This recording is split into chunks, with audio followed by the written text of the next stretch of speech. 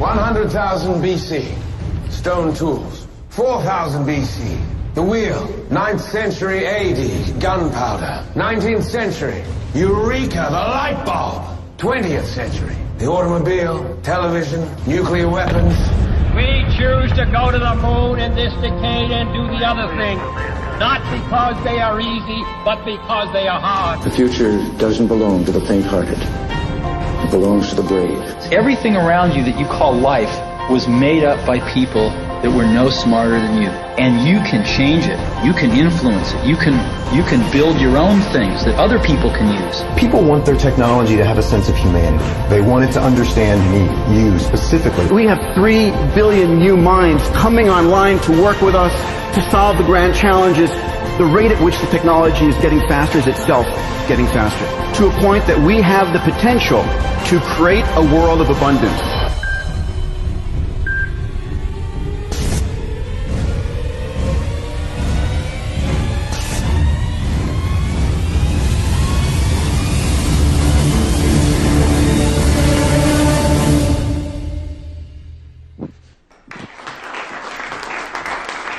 Thank you. Thank you. Well, I'm happy to be back here tonight with Inventing the Future. You know, tonight's show is a little bit different than our usual show. Usually I come out and I talk about technologies that get me really excited, things that are coming in the future that I think hold great promise. Tonight it's going to be a rather different perspective, because it turns out that the digital technologies that so delight us and brought us so much abundance in terms of information and new ways to communicate, new ways to share ideas, well, those technologies also have a dark side to them. And we're going to take a look at that tonight. It turns out that these technologies that are in use around us right now, for instance, you're probably familiar with the idea of a hacker who might be going after your password to your social network account, or maybe your credit card information or something like that.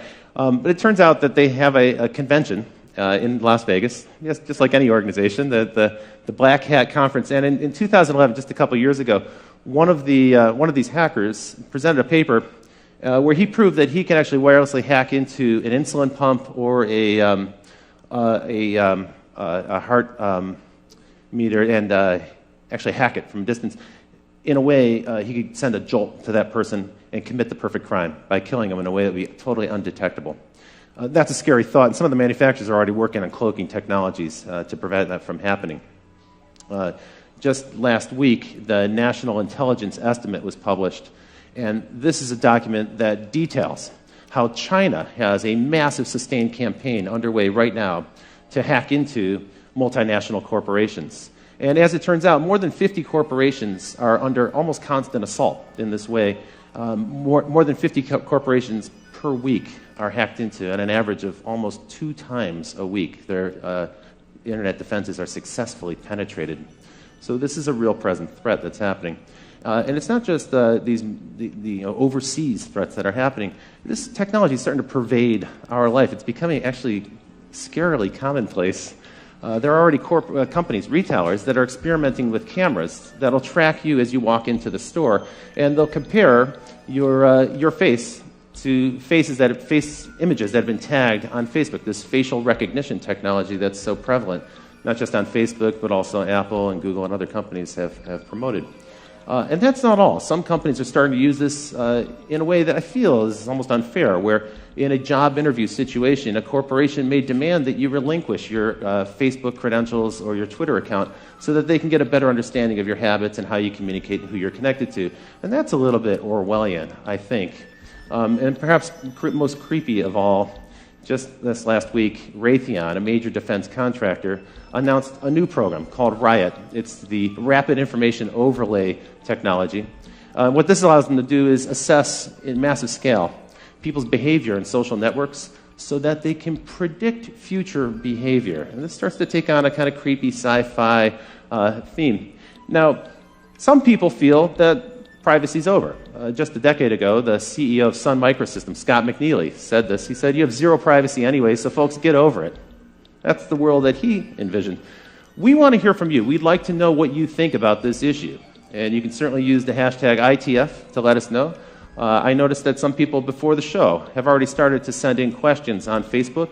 And on live stream, you can chat in and offer your questions and comments as well. After tonight's show, we're going to stick around a little while for some live Q&A with the audience about this. But first, what I want to do is introduce our experts. We have two fantastic guests for you tonight. And first, let's bring on stage one of the most renowned security experts in the world, Bruce Schneier. Bruce, welcome to the show. Thanks for joining us. So, you are well known as a kind of a pundit about security and the issues that we're going to talk about tonight. And your services are also in high demand with organizations all over the world. What people might not know is that you have a fantastic newsletter they can sign up for. It's where I learn about these issues, and I've been following it for quite a while. And Bruce also recently published this book, Liars and Outliers. Tell me a little bit about this book. Is this on this topic, or? Well, it is in sort of a meta way. What I'm looking at is the notion of why security exists, and I'm looking at trust. And really, if you think about society, we need trust to make it work. I mean, you got this audience here, and I'm looking at them, and not one of them has jumped up and attacked the person sitting next to them. Right? You laugh, but if that was an audience full of chimpanzees, we couldn't get away with it. Right? Humans are the only species that can sit there quietly. And society works because of this. And there's a whole bunch of reasons, right? One of them might want to mug the other person or, steal my iPad back in the dressing room. But they don't for a whole bunch of reasons. There's a lot of security there. And we have sort of a social construct that keeps us all looking out for each other. It's social, legal. There's a lot of things going on there. So the nature of society requires some measure of trust to function. But in some respect, this might be getting undermined. For instance, this topic of hackers. It keeps coming up. People are very familiar with it. But from what I've read, you think it's kind of an overblown idea. Sometimes it's overhyped. Well, we do tend to overhype the criminal threats. And, it's really what makes headlines, what sells newspapers. We like to hype the attacks from China, cyber terrorism, cyber war. Basic cyber crime, stealing money, I think, is underreported. Okay, a lot more happens. Some people said that accounts for almost 2/3 of all crime is now internet crime. I don't know if that number is accurate, but I've heard that. Yeah, it's really hard to count. It's hard to measure. That's right. There's certainly a lot of it. So we can't dismiss it. It's a real thing. But tonight we're going to cover a number of threats. I thought we'd start though with a funny idea here. So a hacker in Montana hacked into a local TV station, and he got into the emergency alert system there. And he sent out the message that the zombies are attacking right now. So sometimes it's malicious hacking, sometimes it's just for fun. It's like a prank, and we've seen many examples of that. One thing you might not know is the prevalence of this, how often this is happening. So for the audience, you might wonder what these four things have in question here in the picture on the screen. The New York Times, Twitter, the Bush family, and the U.S. Federal Reserve. Well, the answer is that last week, these guys were all subject to massive hacking intrusions. And so it's a wide range of targets. And this is going on so frequently. We hear about it so frequently, we kind of get numb to it. And it's interesting. It's a different people in each case. We believe New York Times was Chinese. The Bush family was, I think, politically motivated. Federal Reserve was the anonymous group, so was some kind of political statement. Twitter, I don't know. Let's pretend it was a criminal. Right? You've got an array of different threats here. So the paranoia is justified a little bit when we hear about the hackers, but let's turn to another subject, which is these Chinese intrusions, because we heard so much, coming out of Davos, we heard so many companies grumble, complain, and in some ways they were a little bit ashamed to admit that they have this problem, kind of a growing problem, that they're being hacked constantly. And it seems to be true. I mean, everyone's pretty much hacked constantly all the time. There's a lot of hacking coming out of China, largely politically motivated. The attack against the New York Times, the attackers were looking for names of informants, right? A very political thing, presumably for government reprisal. We don't know if the attacks were done by the government, they were done by independent people working within China with nationalistic So we use ideals. the word China. We don't know. It sounds like it's the government. There's no way to prove that allegation. It actually is no way to prove it's China. One of the problems we have is you don't know where attacks are coming from. You can't trace an attack backwards. Often when we know from other channels. One of the things that's most chilling about that New York Times hack is that more than 50 computers were actually penetrated, and they stole all the passwords.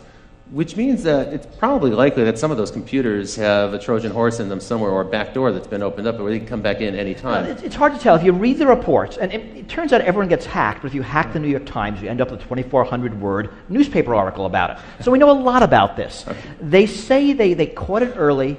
They let it go on for a couple of months to track exactly what was happening. They knew where all the back doors were, and they closed them.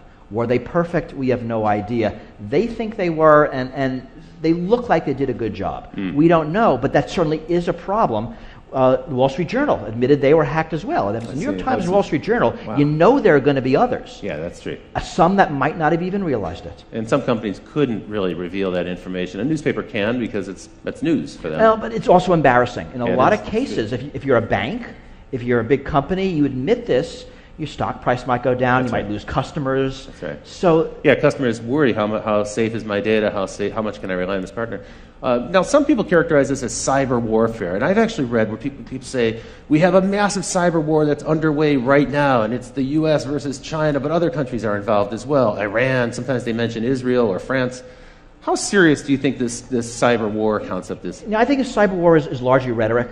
I mean, it's not war. We know what war looks like. Right. I mean, this is espionage. Yeah. It's not a military action that involves guns and bombs and people dying.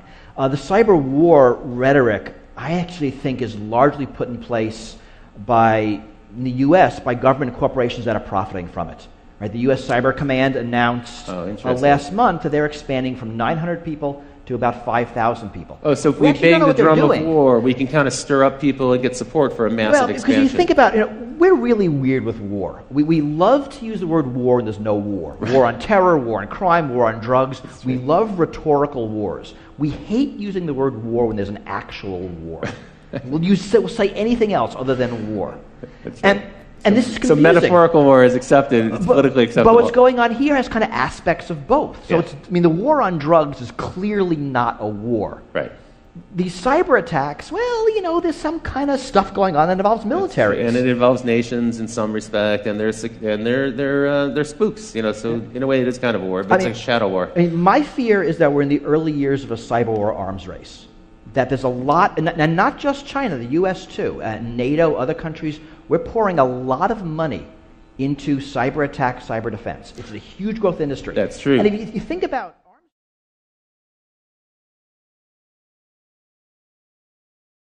the drumbeat gets louder every single day. You coined the term wholesale surveillance to describe the way governments are kind of hoovering up data, and in the U.S.'s case, it's frankly because of the massive expansion of Homeland Security after 9/11.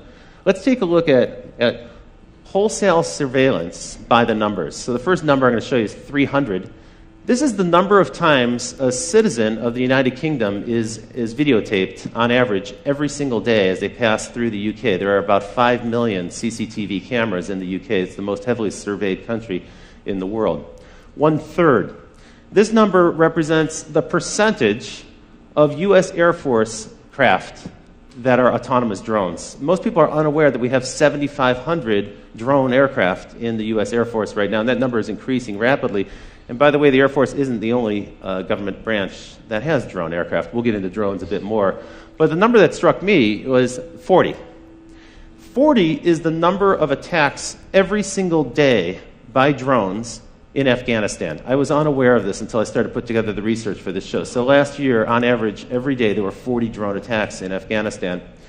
76, this is the number of nations that are rapidly scrambling to get their own drone Air Force fleet. So soon the United States won't be the only country that has drone aircraft, and they're seeking to either develop the technology themselves or acquire it on the market. Now this big number, 878,000, that's a number of hours of audio that have been recorded in 2012 by the FBI in surveillance here in the United States. And this number, staggering 29 million electronic files that were gathered by the FBI last year in surveillance in the United States. So this is, in some respect, these numbers reflect the massive expansion of electronic surveillance that's happening right now. And to help us talk about this, let me introduce our next guest, who comes to us from Washington, D.C. Folks, it's Julian Sanchez from the Cato Institute. Hi, welcome to the show. Thanks for joining us.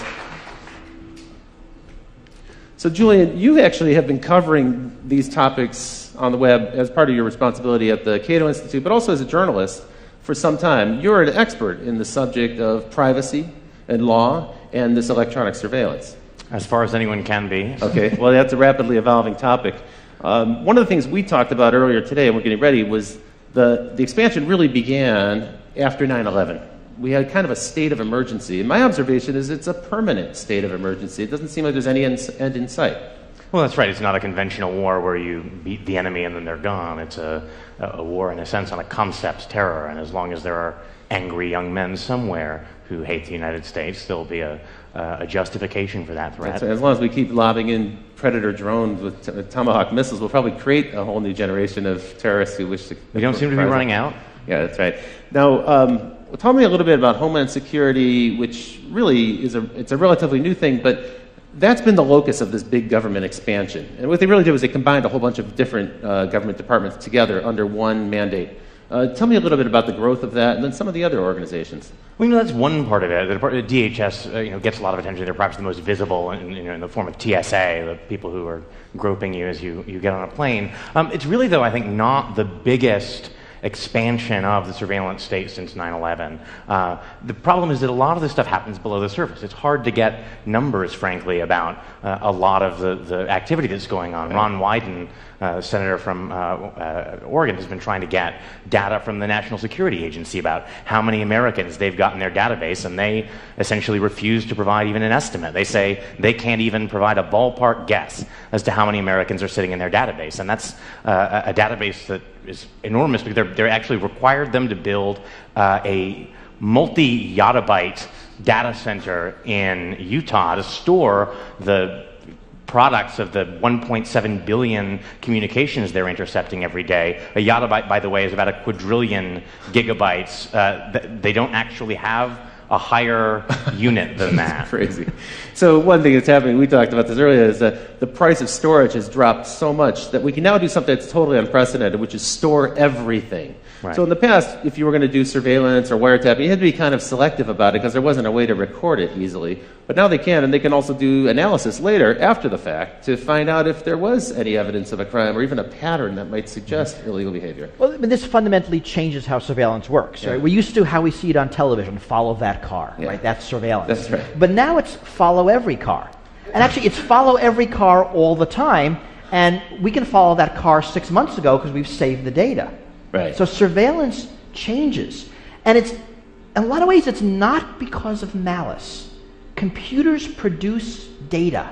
Right. I mean, whenever you use your credit card, your cell phone, your computer, data about what you're doing and where is produced. That's right. And as data storage drops to free, as data processing drops to free, it's easy to save it. Why not save it then? And so you have companies saving it, like a Facebook, a Google, they're saving it, governments are saving it, they're trading data. Right. Right, Google provides data to governments when asked under certain rules. Sometimes under subpoena, sometimes not. Sometimes not, and often we don't know. I mean, last month, a bunch of human rights individuals asked politely Microsoft to tell them who they're letting spy on Skype video calls. Right, so we're asking nicely. Did they get an answer? We did not yet. This is one of the concerns. There's a growing world of surveillance. We know that a lot of it's happening. We know a lot of money's being spent.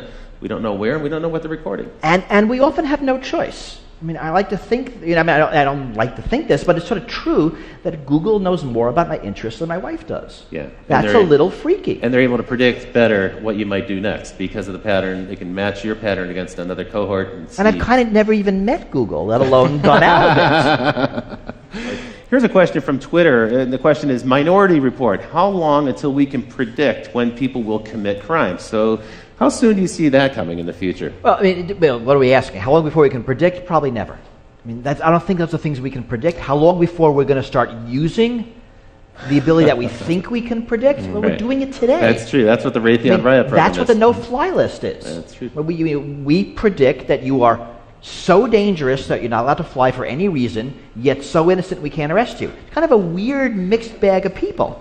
So those things are coming, and I think they're going to become more and more.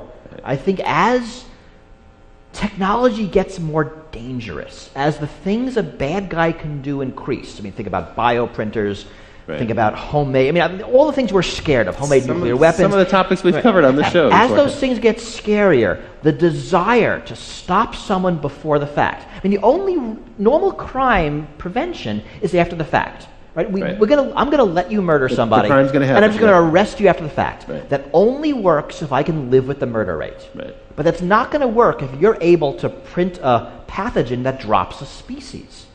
So there will be an incredible push for this before the fact. Preemptive strike. Right. Which is the Minority Report type of future. It's going to be lousy. It's not going to work. But people are going to want it. Arguably, that's what's going on in Yemen today, right? So we now, last week... Signature strikes. Exactly. NBC released this, this purloined document from the attorneys that basically gives Obama a permission slip to go ahead and assassinate American citizens off U.S. soil using a robot in the sky.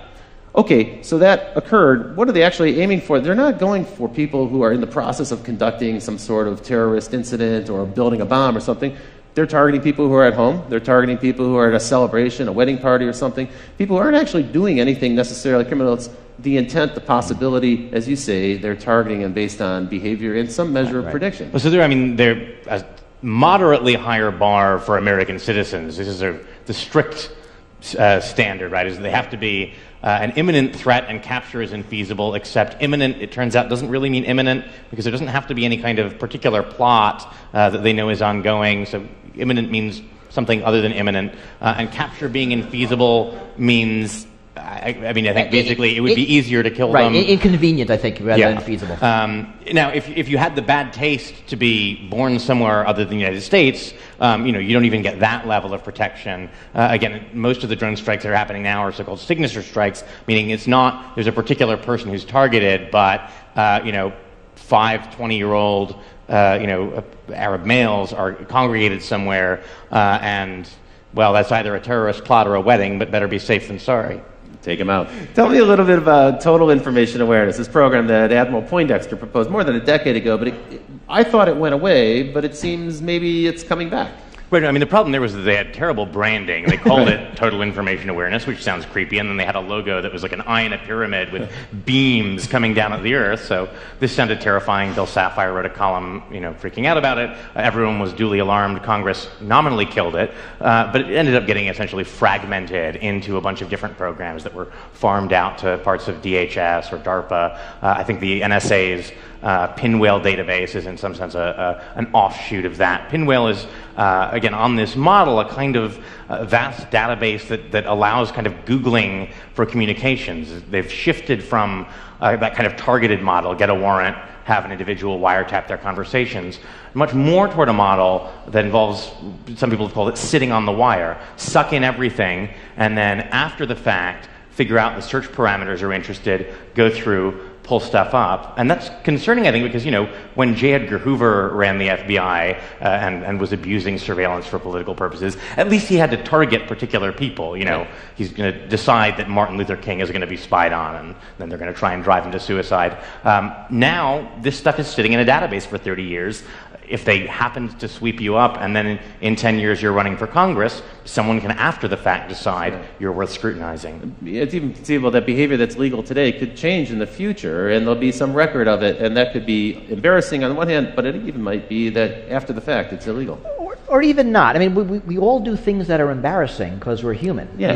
If everything is swept up, then the likelihood of it being uncovered by somebody, and if you can greater. Selectively edit it, we see this now in political campaigns. That's true. Now we're living in a world where pretty much every candidate is followed 24/7 by the opposing party with a camera, because they're going to say something that's embarrassing. Sooner or later, and you got 10 seconds, and it's a beautiful, embarrassing quote, and you run with it. They run like crazy. We know one of the things the intelligence agencies like to do with the fruits of surveillance information is use it to coerce people into becoming informants. The FBI now has 15,000 informants, like 10 times more than Hoover ever had at the peak of COINTELPRO, the kind of vast spying and infiltration network, looking at civil rights and anti-war groups. And one way to do that is to say, hey, we found out that you're having an affair. Why don't you spy on your mosque for us? There was a case here in Chicago, a guy named Ibrahim Mashal, I think. They said, look, we know that you had communications with a cleric in the Middle East. They were innocuous, but that's enough of a pretext to get someone put on the no-fly list. If your business requires you to travel, that's a huge obstacle. And they said, well, we can get you off the no-fly list if you're willing to cooperate, if you're willing to tell us what people are saying at your mosque. And he's actually currently now suing the Justice Department over this. So the information is gathered up in this kind of broad sweep, sometimes without a warrant. And in any case, warrants are targeted at an individual. Here we're taking information wholesale, as you put it, hoovering it up, and then it's analyzed later. And then if something embarrassing, awkward emerges, now they've got leverage on somebody. It might not even be illegal activity, as you point out, but it's leverage to coerce them into cooperating with the government and doing the government's bidding. And this is our government. Now, I'm assuming that this is happening all around the world, and probably in countries that don't have the same due process and constitutional rights and privileges that we have in this country. And I mean, it's certainly true, and we know that U.S. technology is being exported to totalitarian regimes for varied purposes. Government of Syria, government of Egypt, government of Iran. We know those technologies are being used to identify people who are blogging, who are tweeting anti-government. That's right. After the Arab Spring, it's almost a certain bet that every authoritarian government now has a system in place to track those people who are outspoken, bloggers, tweeters, and so forth. Now, Bruce, I put this picture in for you. So why don't we go to this picture full, Ken, if we can show this to the audience. It says, premises protected by a false sense of security. You coined the term security theater. And tell me a little bit about that, because this is how most Americans experience the federal government most frequently now. Is as we go through an airport, we get an encounter with a federal official, right? I mean, it's actually amazing that for most of us, the way we interact with national security is the TSA at airports. Yeah. So security theater is security that looks good but doesn't do anything. So a great example is, I don't know if people remember, right after 9/11, if you were flying, you saw National Guard troops at airports. They were just after security checkpoints. They were on a rubber mat. They had uniforms, carrying a big gun. They were like 20. I mean, they were kids. Those guns had no bullets. Because, I mean, right, they were kids. They wouldn't want to, this would be dangerous. That's right, security theater. It looks good. It might make you feel better, but it's not gonna do anything. Has the TSA program been effective? I mean, are there that many people trying to smuggle weapons on airplanes? Are they going to repeat the same attacks of 9/11? You know, so it seems not. I mean, I always think of the game this way, right? It's sort of us versus the terrorists. So we screen for guns and bombs, and the terrorists use box cutters. We take away box cutters, they put a bomb in their shoes. We screen shoes, they use liquids. We limit liquids, they put a bomb in their underwear. We have full body scanners. They're going to do something else, right? This is actually a dumb game. It is a dumb game. Right? It's like shutting the gate after the horse is gone. I mean, so the smart game is you pick your attack, I pick my defense, and we see who wins.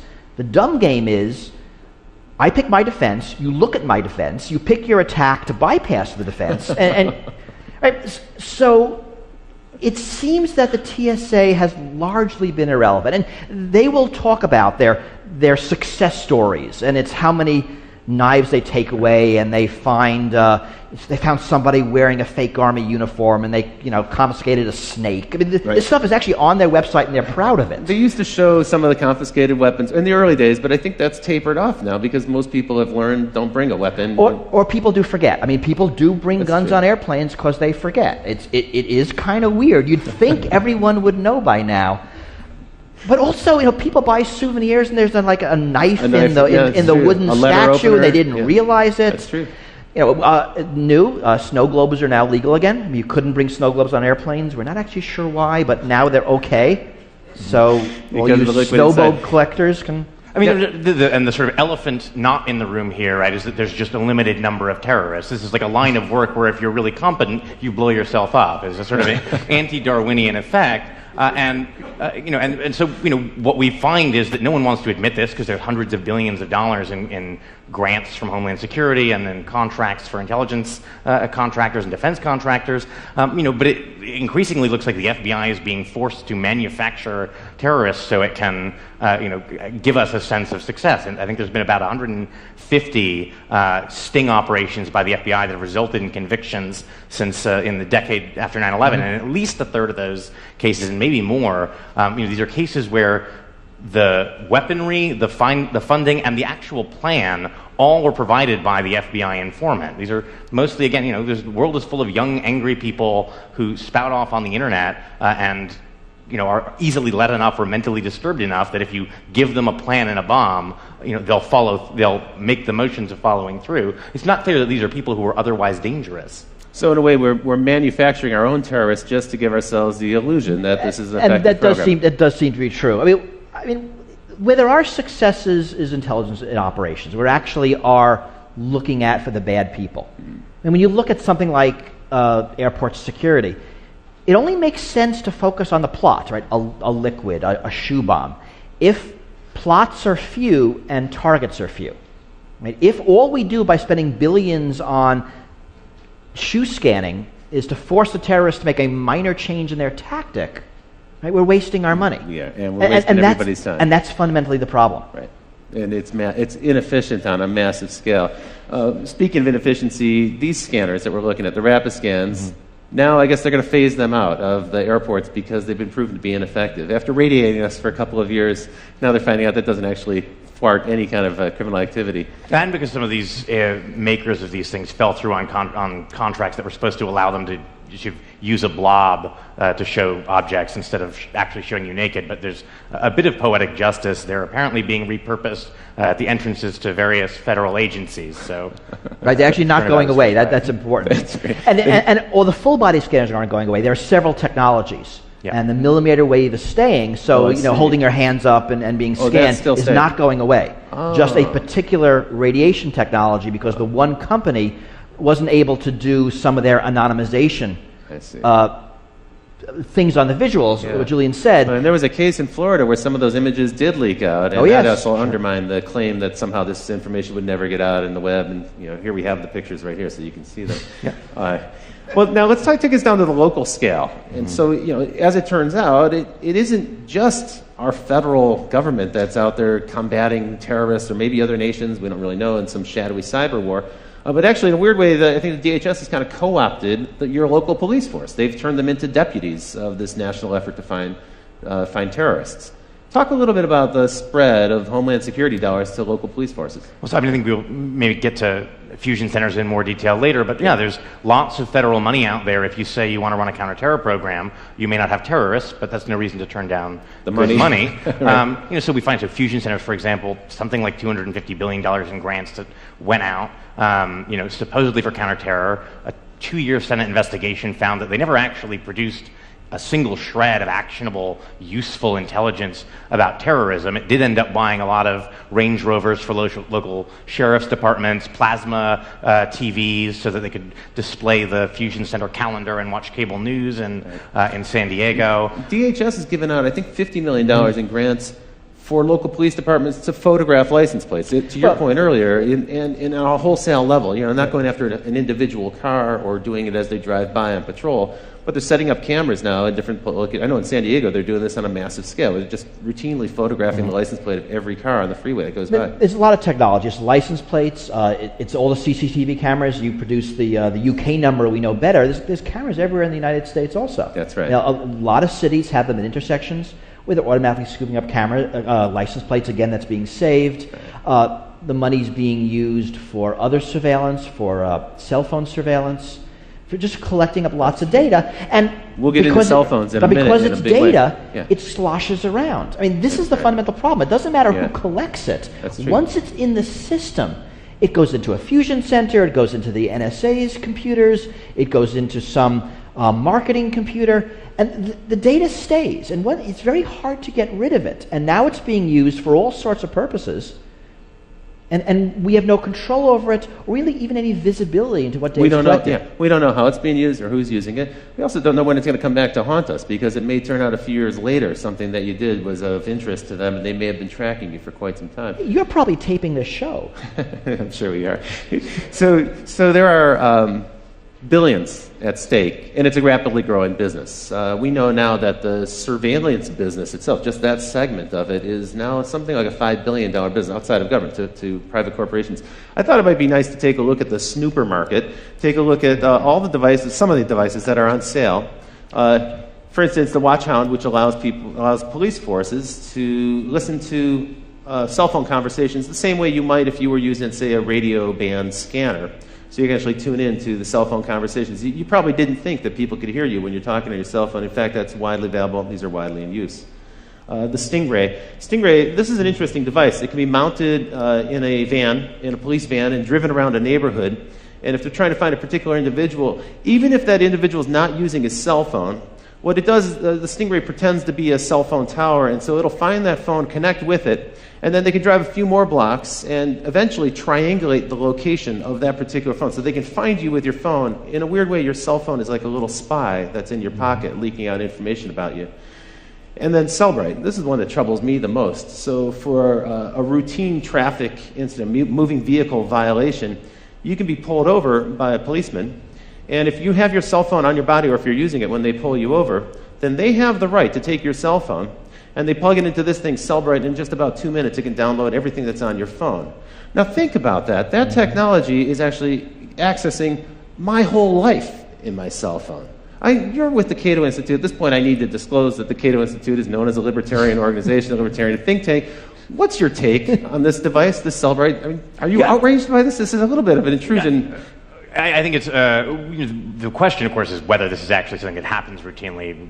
We don't know what a court would say about a situation like this, but certainly the setup is there. The Supreme Court has held that it's not just felonies that a police officer can arrest you for. It's any crime, including not having your seatbelt buckled or a traffic violation. It's up to their discretion whether to perform an arrest, and then once they've decided to arrest you, there's a Fourth Amendment exemption for searches incident to arrest. It's certainly not beyond the realm of possibility that they could decide that that is covered within the scope of a search incident to arrest and effectively use a pretextual stop to gather a full record of your electronic life. I've also heard that when you enter the U.S., sometimes Customs and Border Security will do the same with laptop computers, cell phones, and so forth. And usually, you're right, it's for an individual of interest to them. Not necessarily a suspect, but it might be someone we know of, documentary filmmakers and volunteers who work on organizations, even people affiliated with Aaron Swartz have been detained in this way and seen their electronics snooped down. Well, and the privacy watchdog at DHS actually just issued a finding that suspicionless searches of laptops and other electronic devices basically should be allowed to continue. No reasonable suspicion of any kind is necessary. And they concluded bizarrely that there would be no civil liberties benefit to curtailing these searches at the border. And border search here is sort of a term of art. It's also their view that the sort of constitution-free zone extends for about 100 miles in from the border. And the Constitution-free zone, not a phrase I'd heard before. Remember that this is all temporary. I mean, so what's the outrage here? That my phone has my email, my contacts, my calendar, my life. Potentially my credit card information could be stored. But think about what's really happening. I have a smartphone. It's probably that Google has my email, my calendar, my contacts. Right? It's just in a convenient cell phone shaped package for me to carry around with me. You're right. If the police wanted it, they could just go get it elsewhere. That's true. So data's moving around. One of the problems with these debates is we always focus on one thing. We focus on cameras, focus on cell phones, we focus on CCTV. Whereas the problem is everything put together. Right? It's not drones, it's drones with cameras. It's not drones with cameras. It's drones with cameras and face recognition, the ability to track between different drones and day-to-day, tie that back to databases so you can see in real time from a drone everybody's name and income level as they walk around town. This is a terrifying prospect. In a way, getting your data from the phone is super inefficient because, one, the person knows that you've done it, probably. They see you, plugging their phone into something, and you have to only get one person at a time's data. What a drag.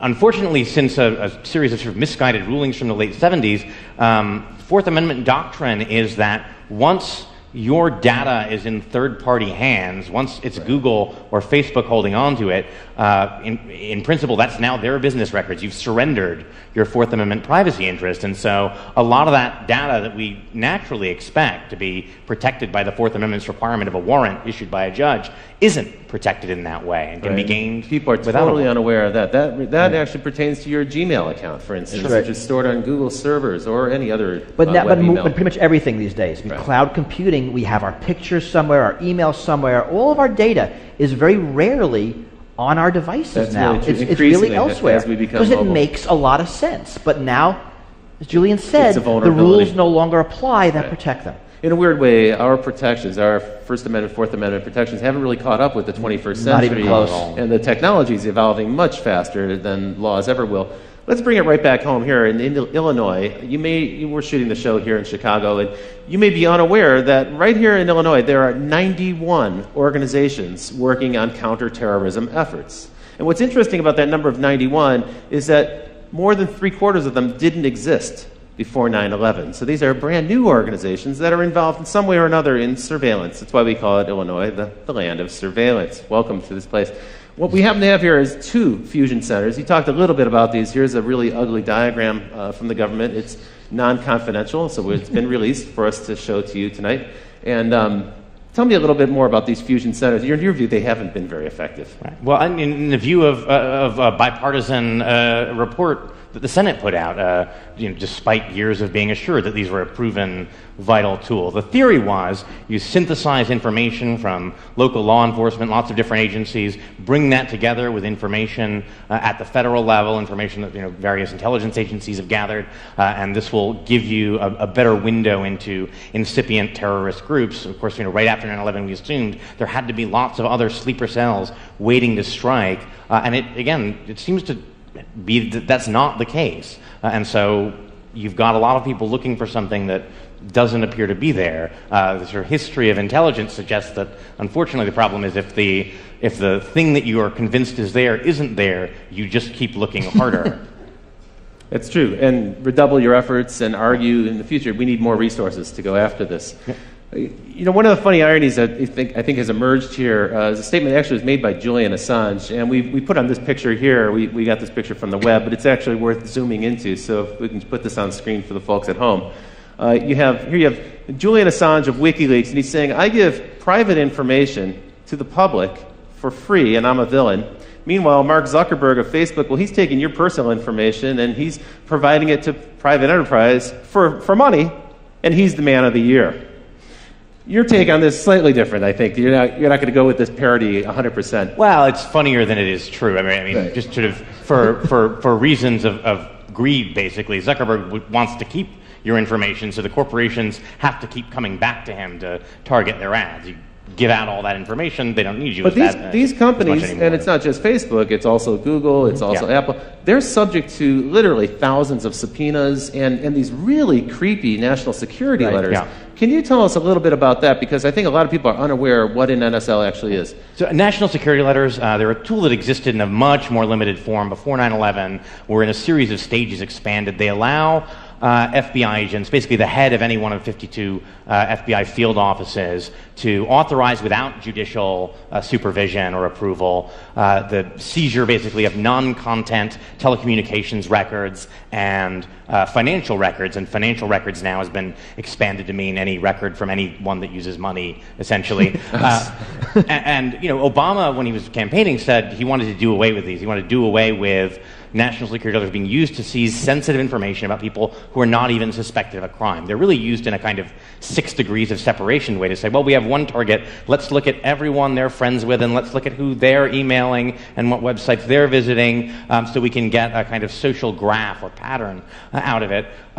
Actually, in 2010, the Obama administration broke Bush's record for the number issued. It was about 26,000, only pertaining to Americans. And the number of people affected, it was more than 14,000. Again, that's only Americans, and it doesn't include national security letters for basic information, like, who is associated with a certain IP address. This is only more detailed transactional logs. So there's no warrant, there's no judge involved, there's no secret court that you have to go to. You don't have to show any evidence. In fact, you can use these to troll for evidence and then go back to the court and say, well, now we've got the evidence we were looking for thanks to the NSL, and now please give us the warrant so we can go after these people. And there's a lot of belief that's happening. And to Google's credit, they will say quarterly how much of these they're getting. I mean, they'll tell us. They don't give us details. Twitter has also pushed back, right? And even some telcos have, not our very big ones. They seem to have kind of been co-opted by the government. A lot of companies will not tell us at all. how many of them they get, whether they comply, how much they comply. It is all very secret. Google and Twitter are rare in sort of volunteering some of this information about how much they get. There's no aggregate reporting as there is with wiretaps that would give us a kind of overall picture of how much these different electronic surveillance tools are used. The telcos normally are not so forthcoming, but Congressman Ed Markey sort of requested the major cell phone carriers to give a tally of how many requests from different kinds of law enforcement agencies they got, added up to about 1.3 million a year. Wow. A lot of that is cell phone tracking. A lot of that is calling patterns. Also, just the compliance with that, think of the number of requests. I'm certain that the person receiving those requests at that volume would just automate the process and not even pay attention. Well, Sprint has done that. They created a back end called L-Site because they said, we're getting so many requests, we just couldn't deal with them manually anymore. It's like the information smorgasbord. They allow them to just dial straight in. We've heard rumors about that, too, with some of the other social networking sites. Kind of a creepy thought. One question here comes in, have you developed your own ways to combat or accept this new world order of constant surveillance? So I guess the question pertains to you guys. What do you do in your own lives to keep your lives private and secret? Yeah, I mean, what we do is around the edges. Right. What can you do? You can not have a credit card. You can not have a cell phone. You can not go outside. You can live in a cave. I mean, they kind of make no sense. You know, I don't have a Facebook account. That makes me kind of a freak. I keep all my email on my computer. That makes me a double freak. So, I mean, I'm doing some things around the edges, but by and large, there's not a lot we can do. I mean, you have to accept it simply because you're being surveilled. I mean, what we learned from the General Petraeus scandal is that even the director of the CIA can't keep email secret. I mean, if he can't do it, I don't stand a chance. You know, that was a very troubling case, isn't it? That Gmail hacking, it's a major intrusion. Not just the fact that it was kind of a comedy of errors with our two generals and they're flirting with this woman in Florida and so forth. That was funny and it had a comic element to it. But in fact, this Gmail hacking by the FBI with really no pretext, no evidence of criminality, and they trolled through until they found some evidence of something that they could hold him accountable for. It's bizarre on a couple levels. It nominally started as an investigation into cyber stalking, meaning she'd sent some harassing, Paula Broadwell had sent some harassing emails to a woman who was friends with Petraeus. This is not normally the kind of thing the FBI would really involve itself in at all. Having tracked these emails back to Broadwell, because again, you're never private, she had used an anonymous Gmail account, but then logged in from the same IP address to her real Gmail account. Even if you're using stuff like something like Tor, usually the IP address is persistent over time. So if you log into anything that's connected to you within that window, you can be traced back again. They can link those two things. And then having figured out who sent the emails, if that was they decided, I think, ultimately that actually the emails didn't rise to the level of criminal harassment, but having identified who sent them, instead of then confronting Broadwell, they decided to do a phishing expedition through all of her email. And it's not clear what conceivable connection that had to the thing that they were supposed to be investigating. So at that point, the supervisors, when they found no evidence of criminality, they should have called the investigation off, and they didn't. That seems like a real breach. We'll probably hear more about that story. I need to move on. I'm loving the conversation, but we have to get into what's next. So in this show, we like to talk about what's now and what's next, and then what comes next. The next things we're going to talk about are drones, phones, and super cookies. And it gets creepier, folks. So check this out. Predator drone, you're familiar with these. They've been in use since 2001. There's one on display at the National Air and Science Museum, so they're already kind of a part of American history. Massive expansion to that program. But as Bruce mentioned just a minute ago, the scientists from DARPA has been experimenting with different ways to modify these. There's all sorts of new, weird versions of drones that'll be coming out in the near future. One of them is called Argus, and what they've done is they've taken 368 of those cell phone cameras, the 5 or 10 megapixel camera that's on your cell phone today, and they've assembled those into sort of a beach ball shape mounting, and they can put that at the front of one of these drones. And this Argus program then allows that drone to hover over a particular place and record everything that's happening on the ground. Now, the device itself, the drone itself, has literally millions of terabytes of storage on board, but they're also streaming that data out down to the ground. And so in real time, someone who's back in the base station can see an image kind of like this. It's a composite image of all those different eyes in the sky, and they can start to see what's happening on the ground. But what's even more troubling, because of the degree of accuracy in each of those cameras, is that they can zoom in. And they can actually, today, get to a level of detail that allows them to see from 14,000 feet in the air a 6-inch long object. They can also, using gait analysis technology, face recognition, some of the other technologies you mentioned, they can actually start to identify the people on the ground. Today, these technologies are being used in Afghanistan to fight the war there. Tomorrow, those drones will be in the United States. It seems to be a near certainty. More than 358 different law enforcement groups and counterterrorism groups in the United States have asked the FAA for permission to start to fly their own autonomous drone units, and we can expect those to be mounted with similar surveillance technology. This is clearly coming. Now, when we chatted about this, you gave what was a really chilling prediction to me, which is that basically you're like, it's here. It's happening. Yeah, I mean, coming seems like an overstatement. We used drones this week to hunt down that California cop killer who was holed up in his mountain hideout. Right. And they're being used in cities. That's right. I think we have a picture here of well, these are some of the cheap ones that are coming, but here we have the Border Patrol. Right. And they have 10, they have a fleet of 10, and they've asked for 14 more. So you're right, it's already here, it's not really out in the future. I mean, what's coming is, what's coming next, right? They're going to get better at resolution, right. be able to read documents, be able to better identify faces. And once you identify faces, I mean, you have a lot of good public face databases. I mean, Facebook has a phenomenal database of tagged photos. Thanks to your friends who tagged you, you'll now be identified by the drone in the sky when you leave the house. Even if you're not on Facebook. I mean, it's not like you're their customer. Right? I don't have a Facebook account. There are tagged photos of me on Facebook. They have really a network of my friends there because they'll pull people's address books. So 5 years out, what do you expect to be the case? There'll be drones in every city. There will be. So my expectation is that there will be drones everywhere 24/7. I mean, it's not going to make sense for companies to fly their own drone fleets. There's going to be, Drones Over America Inc. And they'll have drones everywhere, and like Google Street View, it'll be drones Skyview real time, and you just rent time on it. You get what you want. Like a backbone internet provider, you'll just lease capacity on the drone. Because that's surveillance for hire. But that's a smart way to do it. I mean, you have that now with satellites. So if you're a company that, I'm making this up, wants to sell lawn care products, you can get a map, you can overlay it with addresses, see who has crappy lawns, so you now can call them.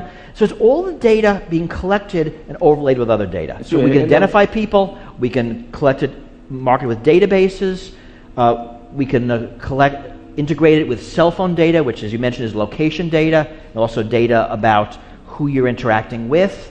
And now, whether you're a government or a corporation, you can collect people who aren't your customers, for everybody, a lot of data about them, which allows you to market to them. That's true. And for commercial purposes, there's many good uses, right? Real estate people want to understand where traffic patterns are going. Retailers want to see how much foot traffic and car traffic. There are weird uses, right? I mean, there's a lot being talked about now about personalized billboards. That a billboard will see you walk by. Now they can recognize your gender really quickly, and they can give you an ad that you might like better. Wow. But if they now know you by name, the same ad now follows you around town. That is... And then onto Facebook and onto Google, and it gets really weird. It sounds like science fiction. So for one of the things you're leading up to, you've already foreshadowed a little bit, is the combination of these eyes in the sky, and frankly, eyes everywhere. Every building will have cameras on and so forth. All that information now is going to be networked. Previously, the CCTV cameras weren't networked, but now they're networked.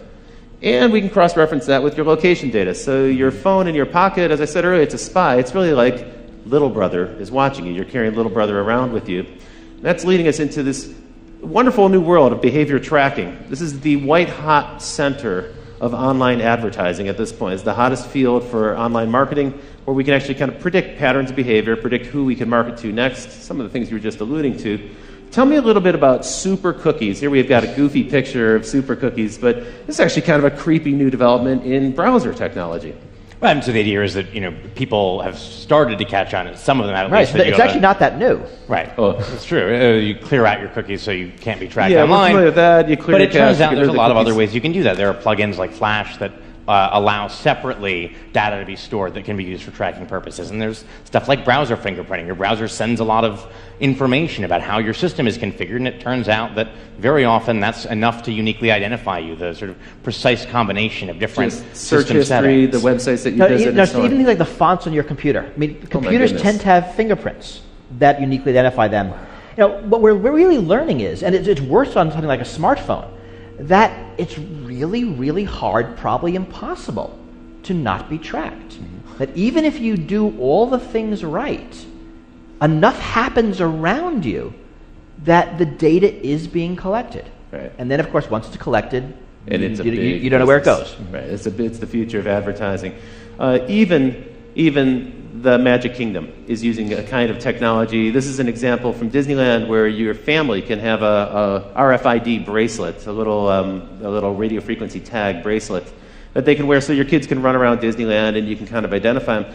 But that's not the only people who are watching. It turns out Disneyland loves this because they can now track traffic flows within the theme park, and they can see if you're spending more time in Tomorrowland than Frontierland and so forth. They also know if dad is spending time drinking a beer while his kids are on the rides. It also means that the different Disney characters can greet you by name because they'll see your name on some device that they're holding, and they can actually say hello, which for parents who've taught their kids not to talk to strangers who address them by name, this starts to create kind of a weird situation. And I don't know if not to talk to strangers applies to giant ferrets. That's right. Cinderella. Yeah, right. But not really a stranger. You know, my feeling is that this type of technology seems innocuous. Oh, come on, it's Disney. How bad could it be?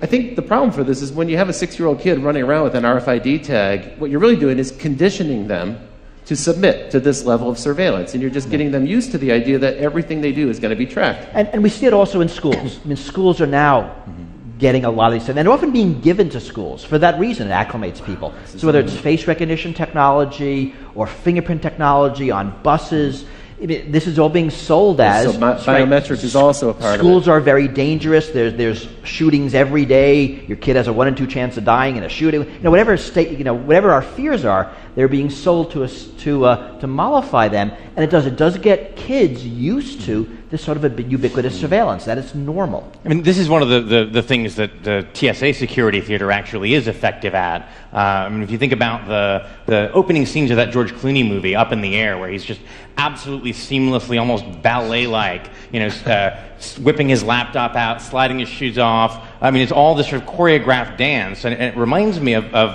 this idea that the French philosopher Michel Foucault talked about, that there's forms of surveillance that create docile bodies. That by being observed, that we are trained to follow the path of least resistance, which is to say, train ourselves to automatically go through the procedures that expose us to the TSA guy with the least amount of hassle. I mean, they do a good job of encouraging this, right? Well, you don't have to go through the naked scanner. You can instead get terribly groped. Well, no, the easier thing to do is submit to the naked scanner. And it's a form of training. That's true. I think that's very true. You know, I was a young man. I had the opportunity to live in Berlin, and I spent time in East Berlin and East Germany and elsewhere in the East Bloc.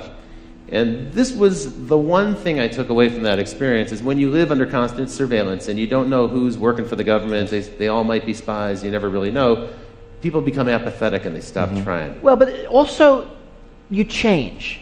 I mean, I remember in the years of 9/11, I'll be talking to a friend on the phone, and we say something because we're talking about security, and one of us says, wow, I hope the NSA isn't listening. We both laugh because it's a funny joke, but the conversation changes. That's true. The fact that you might be observed in all things changes how you act. It makes you less of a free person. I mean, there's probably less crime in East Berlin, but you didn't want to live there. You sure didn't want to live there. One of the sadder things I remember reading in the New York Times reporting on the NYPD's sort of Muslim infiltration program was there was a student union at, I think, Columbia or another New York university where they had posted in the room where the Student Muslim Association met a sign saying, please do not discuss current controversial politics in this room. We don't want trouble.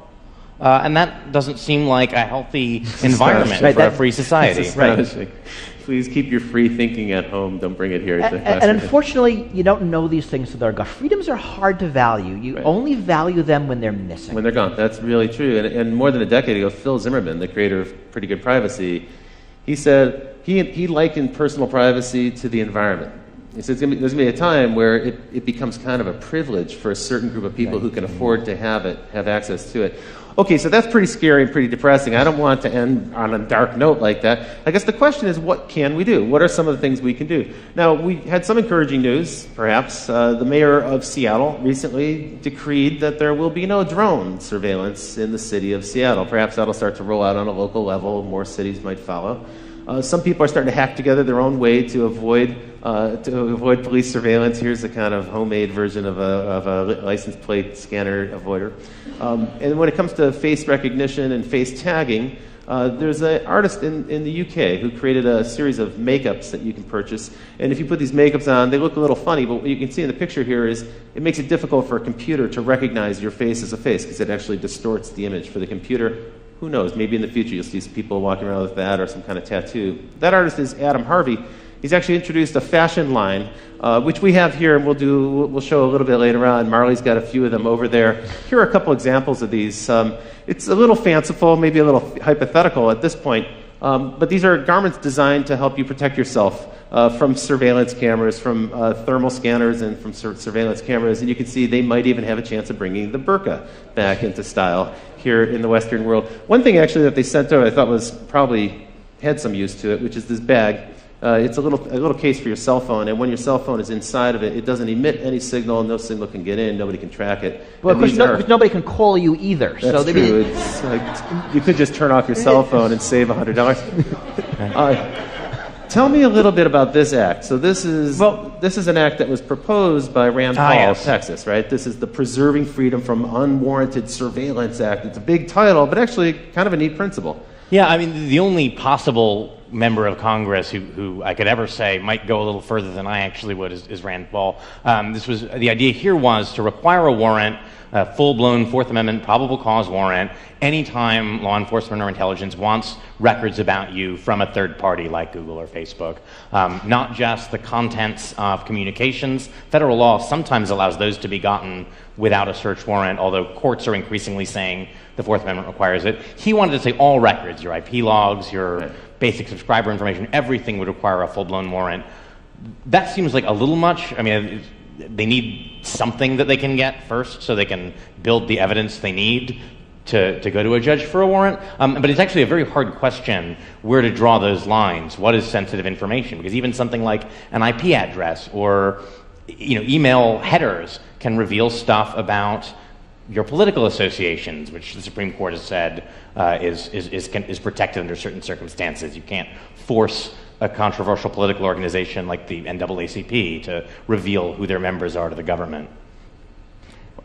That's a pretty tall order. But unfortunately, this bill died in committee, right? I mean, the bill and all of the technologies you talked about, if you think about it, they're really around the edges. When you think about what we can do, the unfortunate answer is kind of not much. And these things are happening. There's a drone lobby. There's now a big surveillance technology lobby. I think what we can do is what we're doing here. We need to talk about the issues. We can make people aware of them, and we need to agitate. I mean, this is going to require real social and political change. We're not up for it now. The hope is that we will be eventually. I quite agree with you. Note that the Paul bill was one of several that got shot down as the FISA Amendments Act, which empowers the NSA, was reauthorized. A lot of this stuff was a lot milder. So a proposal that the NSA has to make an estimate of how many Americans are being swept into its database, shot down. A proposal that before, if they're doing foreign collection and they sweep up Americans and they want to search for a particular American, they need a search warrant for that, shot down. It's sort of troubling how little will there is. Who's doing the shooting down? Like, who are these senators? Everybody is. Everybody. It's not anybody in particular. Bipartisanism is alive in Washington. When it comes to stopping legislation. The problem is there isn't the political. I mean, if you think about who won, you're going to go against the police. You're going to go against national security. You're going to go against corporate lobby. There's not a lot of power arrayed against these things, and that's why this is hard. It's a giant issue. Well, it's time for me to start to bring the show to a wind down now. We will have an open Q&A afterwards. I hope you'll stick around for that. But now it's time for me to talk about what's next after what's next. And folks, it's simple. You face a difficult choice ahead. We have to decide what kind of society we want to live in this country. A society where we can expect a reasonable degree of privacy, or a society where transparency is forced upon us without any possibility of resisting it. That's a decision we're going to have to make. We do have the ability to hold our elected representatives accountable. We do have the ability